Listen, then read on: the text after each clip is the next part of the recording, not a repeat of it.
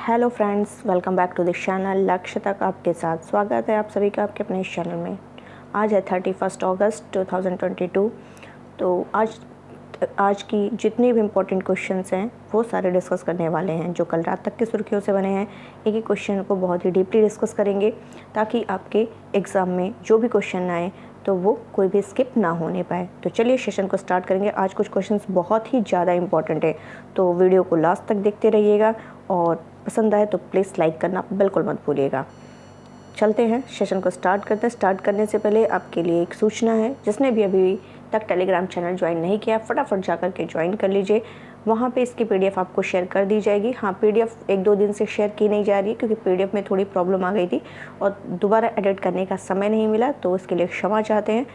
आज से आपको पीडीएफ मिल जाएगी, तो आज का मैं शेयर कर दूंगी। और सेकंड थिंग, वहाँ पे कुछ क्वेश्चन शेयर किए जाते हैं, आप उसकी प्रैक्टिस कर सकते हैं। बहुत इंपॉर्टेंट क्वेश्चंस होते हैं, तो आप उसको कर सकते हैं। तो चलिए आज का मोटिवेशन कोट देखते हैं, उसके बाद हम लोग कंटिन्यू करते हैं। इंसान असफल तब नहीं होता जब वह हार जाता है, असफल तब होता है जब वो यह सोच ले कि अब वह जीत नहीं सकता है। करेक्ट, बहुत ही सही लाइन लिखा है कि असफल होना कोई बुरी बात नहीं है। इंसान जब हारता है तो वो असफल होता है तो वो हार जाता है, ये तो ठीक है। तो ऐसा नहीं कि वो हार जाता, उसे कुछ सीखने को नहीं मिलता, उसे हारने से भी सीखने को मिलता है। उसे हारने से भी सीखने को मिलता है कि उसे ये गलती दोबारा नहीं करनी है।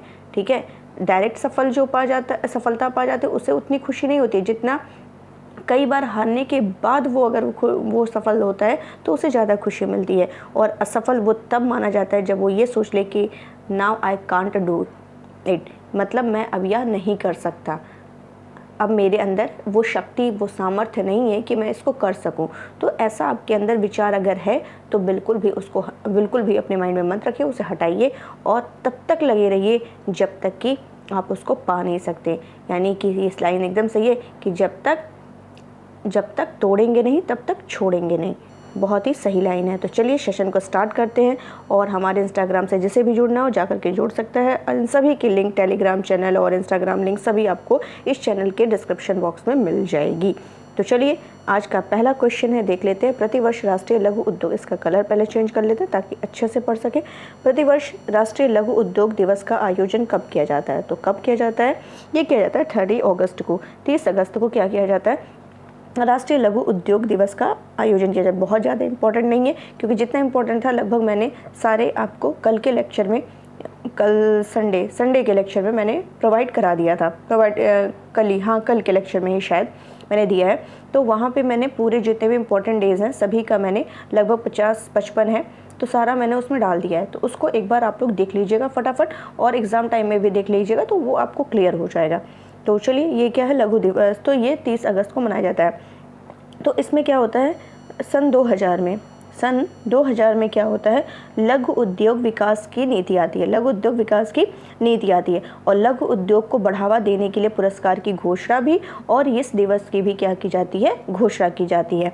और 2001 में यह पहली बार मनाया गया था। 2001 में पहली बार इसको क्या किया गया था? सेलिब्रेट किया गया था। तो ये आपको ध्यान रखना है, बस इतना। हाँ, कुछ और डेज में इम्पॉर्टेंट आपको याद दिला दे रही हूँ, रिवीजन करा दूँ, जो इसी साल अभी मनाए जाने की घोषणा की गई है। जैसे कि आपका है वीर बाल दिवस। तो जो वीर बाल दिवस मनाए जाने की घोषणा की गई है, ये कहा गया है कि 26 दिसंबर को अब हर साल क्या किया जाएगा? वीर बाल दिवस मनाया जाएगा।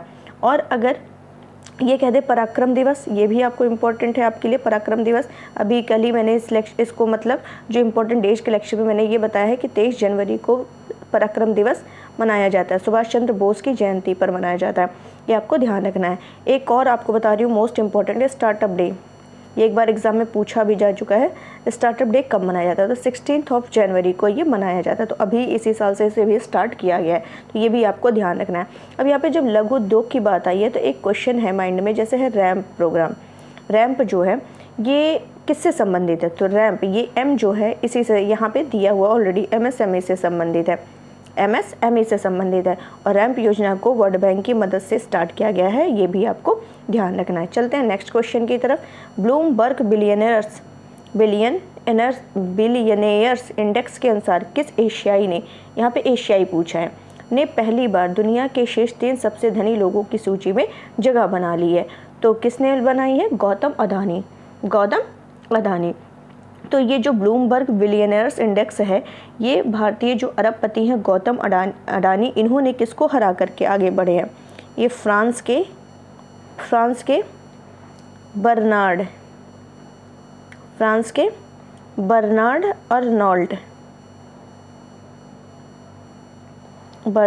अर्नोल्ट, इन्हीं को हरा करके, पछाड़ करके दुनिया के तीसरे नंबर के ये क्या बन चुके हैं? अरबपति बन गए हैं। और ऐसा यह पहली बार है कि जब कोई एशियाई इस इंडेक्स के टॉप 3 में शामिल हुआ है। कितनी संपत्ति के साथ? 137.4 अरब डॉलर की संपत्ति के साथ गौतम अडानी जो है ये फ्रांस के बर्नार्ड अर्नोल्ट को पीछे छोड़ दिए हैं। अब रैंकिंग में इनके मतलब अब ये टॉप 3 में आए हैं, तो थर्ड पे तो ये है, तो फर्स्ट सेकंड पे कौन है? तो फर्स्ट पे है एलन मस्क।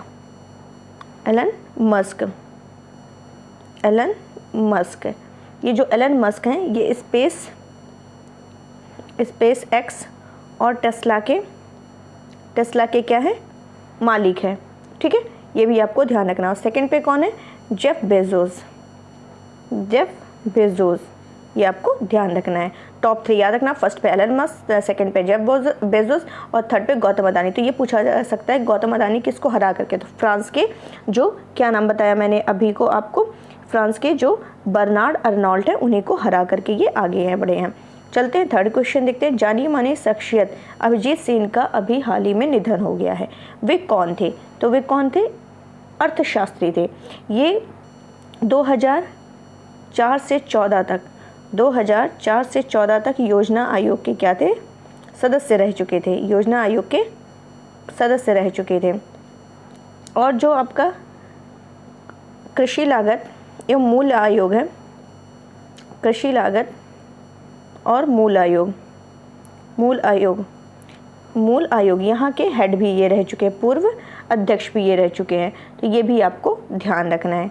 अब जब योजना आयोग का मैंने नाम लिया तो योजना आयोग के ही स्थान पर अब क्या आ गया है? अब तो ये रहे नहीं योजना आयोग, अब इसकी जगह पे क्या आ गया है? नीति आयोग आ चुका है। इसके बारे में कई बार आप लोग को बता चुके हैं।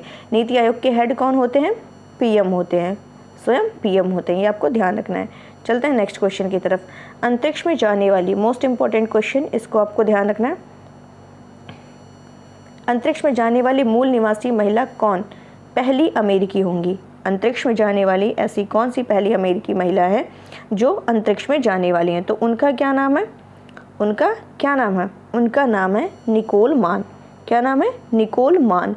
तो अभी साल 2022 में इंटरनेशनल स्पेस स्टेशन, इसी के लिए जो निर्धारित स्पेस है जिसका नाम है क्रू 5 मिशन की जो मिशन कमांडर है वो अमेरिका की एक मरीन पायलट निकोल मान होंगी। और ये अमेरिकी मूल की पहली महिला है जो क्या है? स्पेस जाएंगी। ये पहली ऐसी महिला है अमेरिकी मूल की जो स्पेस जाएंगी। तो स्पेस एक्स क्रू, ये जो क्रू 5 है ये किसकी है? स्पेस एक्स की है, स्पेस एक्स की। तो स्पेस एक्स क्रू 5 निकोल मान की पहली स्पेस फ्लाइट होगी और इसी के साथ वह अंतरिक्ष में जाने वाली पहली अमेरिकी मूल निवासी महिला बन जाएंगी। तो ये भी आपको ध्यान रखना है, इंपॉर्टेंट क्वेश्चन है, इसको ध्यान रखिएगा। चलते हैं नेक्स्ट क्वेश्चन की तरफ। हाल ही में किस भारतीय राज्य को 119 साल के बाद दूसरा रेलवे स्टेशन मिला है? किस भारतीय राज्य को 119 साल के बाद दूसरा रेलवे स्टेशन मिला है? ये भी इंपॉर्टेंट क्वेश्चन है आपका। तो अभी क्या है, जो नॉर्थ ईस्ट एरिया में स्थित है, अभी लोकेशन दिखा दूंगी, भारत का नॉर्थ ईस्ट एरिया है, वहाँ पर स्थित है नागालैंड। क्या स्थित है? नागालैंड, जिसकी राजधानी क्या है? कोहिमा। तो यहाँ पर जो नागालैंड में यहाँ का 119 साल के बाद दूसरा रेलवे स्टेशन मिला है। यानी कि पहला जो था 1903 में यहाँ पहला रेलवे स्टेशन खुला था। और ये जो पहला रेलवे स्टेशन खुला था, मैं इसको हटा दे रही हूँ, 1903 में यहाँ पे पहला रेलवे स्टेशन खुला था। और जो पहला खुला था वो स्टेशन दीमापुर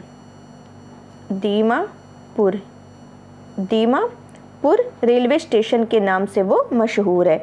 और अब जो होने जा रहा है वो शोखुवी, यहाँ के शोखुवी में दूसरा रेलवे स्टेशन खुला है। और नागालैंड भारत का सबसे छोटा राज्य है, ये भारत का सबसे छोटा राज्य है और इसकी स्थापना आज़ादी के बाद 1 दिसंबर 1963 को हुई थी। 1 दिसंबर 1963 को इसकी स्थापना हुई थी, जिसकी और भारत का ये कौन से नंबर का है? नागालैंड 16वां राज्य है, 16वां राज्य है और भारत का ये 16वां राज्य बना, जिसकी राजधानी कोहिमा ऑलरेडी बता चुके हैं। और इस नागालैंड के एक मिनट इसको हटा दूँ, ये नागालैंड है और इस नागालैंड का जो पूर्वी इलाका है, इसके पूर्व में म्यांमार, अभी मैं दिखा दूंगी मैप में, म्यांमार है, पश्चिम में असम है, उत्तर में अरुणाचल है, उत्तर में अरुणाचल प्रदेश है एंड साउथ में मणिपुर है, साउथ में मणिपुर है। तो ये आपको ध्यान रखना है। चलते हैं नेक्स्ट क्वेश्चन की तरफ। दुनिया के सबसे बड़े, ये भी इंपॉर्टेंट क्वेश्चन है, दुनिया का सबसे बड़ा वैदिक तारामंडल मंदिर का निर्माण किस राज्य में किया जा रहा है? तो कहाँ किया जा रहा है? वेस्ट बंगाल में किया जा रहा है, पश्चिम बंगाल में किया जा रहा है। ये जो पश्चिम बंगाल के मायापुरी में बन रहा है, मायापुरी में मंदिर है। तो मंदिर में चले जाओ तो क्या हो जाता है? जो मोह माया है सब समाप्त हो जाता है। तो मायापुरी में, कहाँ पर मंदिर? मायापुरी में, पश्चिम बंगाल के मायापुरी में बन रहा है। और यह विश्व का सबसे बड़ा हिंदू मंदिर वैदिक तारामंडल, ये विश्व का सबसे बड़ा हिंदू मंदिर होगा। विश्व की बात किया जा रहा है, विश्व का सबसे बड़ा क्या होगा? हिंदू मंदिर होगा, हिंदू मंदिर होगा, विश्व का सबसे बड़ा हिंदू मंदिर होगा। और इस मंदिर की जो वास्तुकला होगी वो बहुत ही अद्भुत होने वाली है। और ये तारामंडल जो है वर्तमान में निर्माणाधीन है और अगले साल यह बनकर तैयार हो जाएगी। कब बनकर तैयार हो जाएगी? 2023 में ये बनकर के क्या हो जाएगी? तैयार हो जाएगी। और जब ये पूरी तरह से बन जाएगा तो दुनिया का सबसे विशाल और ऊंचे मंदिरों में ये क्या है? शामिल हो जाएगा। वैदिक तारामंडल का मंदिर जो है, वैदिक तारामंडल जो ये मंदिर है ये international society of Krishna, international society of Krishna consciousness, यहाँ लिख दे रही हूँ, एक ऊपर लिख दे रही हूँ, कॉन्शियसनेस यानी कि इस्कॉन का मुख्यालय होगा, इस्कॉन का मुख्यालय होगा। इस्कॉन मतलब international society of Krishna consciousness का मुख्यालय होगा। और मंदिर जो है, ये जो मंदिर होगा ये कोलकाता से 130 किलोमीटर लगभग दूर स्थित होगा, 130 किलोमीटर लगभग दूर स्थित होगा। और इस मंदिर की ऊंचाई जो होगी 113 मीटर होगी। इस मंदिर की ऊंचाई लगभग कितनी होगी? 113 मीटर होगी, ये भी आपको ध्यान रखना है। और वैदिक तारामंडल मंदिर पूरा होने पर ये वेटिकन में जो सेंट पॉल कैथेड्रल है और आगरा में जो ताजमहल है उससे भी बड़ा होगा। तो ये आपको ध्यान रखना है। यहाँ इमेज है, मैं दिखा दे रही हूँ, ये इस टाइप से होगा, ये देखिए, क्लियर हो गया होगा। चलते हैं नेक्स्ट क्वेश्चन की तरफ। 7वें नंबर का क्वेश्चन क्या कह रहा है? कौन अंतर्राष्ट्रीय क्रिकेट में सबसे ज़्यादा विकेट लेने वाले तेज गेंदबाज बन गए हैं? तो कौन बन गए? जेम्स एंडरसन बन गए हैं। अंतर्राष्ट्रीय क्रिकेट में सबसे ज़्यादा विकेट लेने वाला तेज गेंदबाज बन गया है तो वह जेम्स एंडरसन। ये कहाँ के? इंग्लैंड के हैं। कहाँ के? इंग्लैंड के। ये भी आपको ध्यान रखना है। और इसमें बात की जाए अंतर्राष्ट्रीय क्रिकेट में सर्वाधिक विकेट लेने वाले, ये विकेट लेने वाले तेज गेंदबाज हैं, ये भी ध्यान रखना है। लेकिन सबसे ज़्यादा अंतर्राष्ट्रीय क्रिकेट में सर्वाधिक अगर विकेट लेने वाला पूछ ले, खाली विकेट लेने वाला पूछ ले, विकेट लेने वाला, तो वो टॉप 3 जो हैं उनके नाम आप लोग देख लीजिए। ये है मुथैया, नंबर 1 पे है मुथैया मुरलीधरन।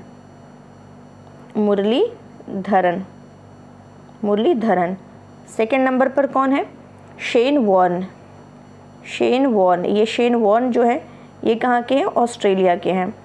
कहाँ के हैं ये? ऑस्ट्रेलिया के। और ये जो मुथैया अभी मैंने नाम लिया ये है श्रीलंका के। और थर्ड नंबर पर कौन है? James Anderson, sorry third number पे अनिल कुंबले हैं। थर्ड नंबर पर अनिल कुंबले भारत के। तो और चौथे नंबर पर ये जेम्स एंडरसन है, ठीक है, ये आपको ध्यान रखना है, ये चौथे नंबर पर हैं। क्या मैंने बताया कि अंतर्राष्ट्रीय क्रिकेट में सर्वाधिक विकेट लेने वाले टॉप 4 में यही हैं जो मैंने अभी बताया, मुथैया मुरलीधरन श्रीलंका के, शेन वॉर्न ऑस्ट्रेलिया के, अनिल कुंबले भारत के, जेम्स एंडरसन ये हो गए आपके इंग्लैंड के। तो ये ध्यान रखना। लेकिन अगर ये पूछ ले कि अंतर्राष्ट्रीय क्रिकेट में सर्वाधिक विकेट लेने वाले तेज गेंदबाज, फर्स्ट बॉलर, तो ये जो है वो जेम्स एंडरसन है। तो ये आपको ध्यान रखना है। और ये जो तीनों टॉप 3 नाम लिया मैंने, ये तीनों स्पिनर हैं, ये भी आपको ध्यान रखना है। तो चलिए ये क्वेश्चन डिस्कस हो गया है। अभी भी जिसने लाइक नहीं किया प्लीज़ लाइक कर दीजिए, एक लाइक करने से बहुत ही सपोर्ट मिलता है, तो प्लीज़ सभी लाइक कर दिया करिए। और जो नए व्यूवर्स हैं सब्सक्राइब करना बिल्कुल मत भूलें और प्लीज़ फ्रेंड्स के बीच में शेयर कर दीजिए। चर्चा में रहा सुमंग लीला किस राज्य में आयोजित होने वाला एक पारंपरिक त्यौहार है। तो सुमंग लीला जो है ये कहाँ का है, मणिपुर का है। कहाँ का है, मणिपुर का। इसका उद्घाटन किसने किया है, तो पहले ये जान लेते हैं यहाँ के मणिपुर के सीएम कौन है और यहाँ के राज्यपाल कौन है, गवर्नर कौन है। तो जो राज्यपाल हैं उनका नाम है, क्या नाम है उनका, ला गणेशन। इनका क्या नाम है, ला गणेशन। और सीएम कौन है, वीरेंद्र सिंह। और इन्हीं दोनों के द्वारा क्या किया गया है, इसका उद्घाटन किया गया है। क्लियर, ये ध्यान रखना है। और ये जो सुमंग लीला त्यौहार है ये हास्य शैली का त्यौहार है। हास्य शैली का, कैसे हास्य शैली का त्यौहार है वो भी मैं बता दे रही हूँ, 1 मिनट। हास्य शैली का त्यौहार है। यहाँ पे जो पुरुष का किरदार जो है, पुरुष का किरदार कौन निभाता है, महिलाएं निभाती हैं। और महिलाओं का किरदार पुरुष निभाते हैं। तो ये इस कारण ये हास्य शैली का क्या है, त्यौहार है। ये भी आपको ध्यान रखना। अभी कल मैंने कुछ त्योहारों के मतलब रिवीजन कराया था, जैसे कि मरबत उत्सव 3 दिन से मैं बता रही हूँ, अब तो याद हो गया होगा। मरबत उत्सव जो है ये नागपुर का है। अभी क्या नाम है, ओणम कल मैंने डिस्कस किया था लेक्चर में। ओणम कहाँ का है, तो ओणम जो है केरल का है। ईशान मंथन कहाँ का है, ईशान मंथन ये नई दिल्ली में। तो ये सब आपको ध्यान रखना है। चलते हैं नेक्स्ट क्वेश्चन की तरफ। अगस्त 2022 में, इंपॉर्टेंट क्वेश्चन, अगस्त 2022 में किसने मिस दिवा यूनिवर्स 2022 का खिताब जीता है। तो कौन जीता है, किसने जीता है, तो ये हैं दिविता राय। अब इसी में नाम छिपा हुआ है, आपको ज़्यादा करना है दिवा दिविता, तो बहुत ज़्यादा माइंड नहीं लगाना है। दिविता राय ने ये जीता। ये कहाँ की हैं दिविता राय, ये है कर्नाटका की हैं ये। और मैं इमेज दिखा दे रही हूँ, मेरे पास होगा, ये देखिए, ये है दिविता राय। और ये पता है कौन है, ये हरनाथ संधू हैं। अब हरनाथ संधू नाम लिया तो आपको कुछ याद आया होगा कि हरनाथ संधू जो हैं ये कौन है, ये miss universe, 1 minute, miss universe, ये जो 70 नंबर की हुई थी, इजराइल में प्रतियोगिता हुई थी मिस यूनिवर्स की, इजराइल के अंदर हुई थी 17 नंबर की। तो ये हरनाथ संधू क्या हुई थी, सिलेक्ट हुई थी। और हरनाथ संधू कहाँ की है, चंडीगढ़ की। ये भी आपको ध्यान रखना है ये। लेकिन अभी मैंने दिविता का नाम लिया कि दिविता राय कर्नाटका की हैं। ये मिस दिवा यूनिवर्स 2022 चुनी गई। मतलब अगली मिस यूनिवर्स प्रतियोगिता होगा उसमें भारत का प्रतिनिधित्व ये करेंगी, ये सिलेक्ट हो चुकी हैं इसमें। क्लियर। और ये 71वें नंबर का जो होगा उसमें यही क्या होंगी, यही पार्टिसिपेट करेंगी। तो ये आपको ध्यान रखना है। चलिए कुछ और डिस्कस करते हैं। जैसे कि मैं बता रही हूँ कि पल्लवी सिंह भी हम लोगों ने पढ़ा था। पल्लवी सिंह में हम लोगों ने क्या पढ़ा था कि ये पल्लवी सिंह जो है मिसेस यूनिवर्स डिवाइन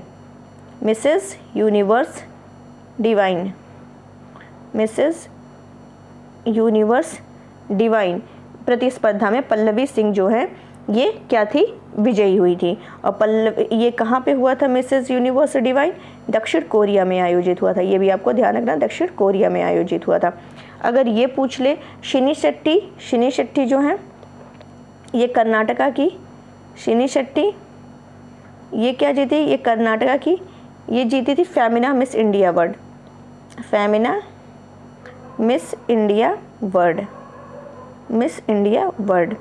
में शिनी शेट्टी। तो ये भी आपको क्लियर हो गया होगा।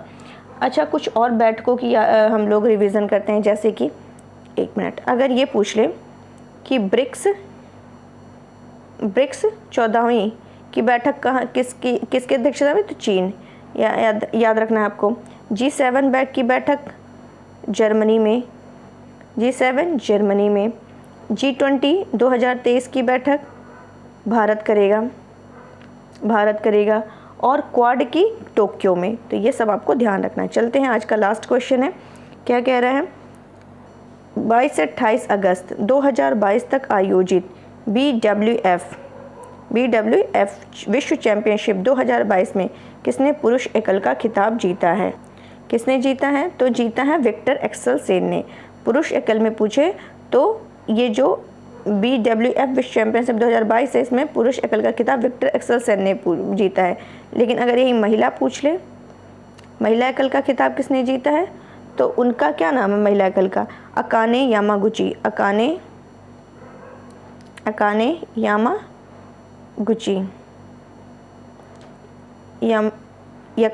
यामागुची।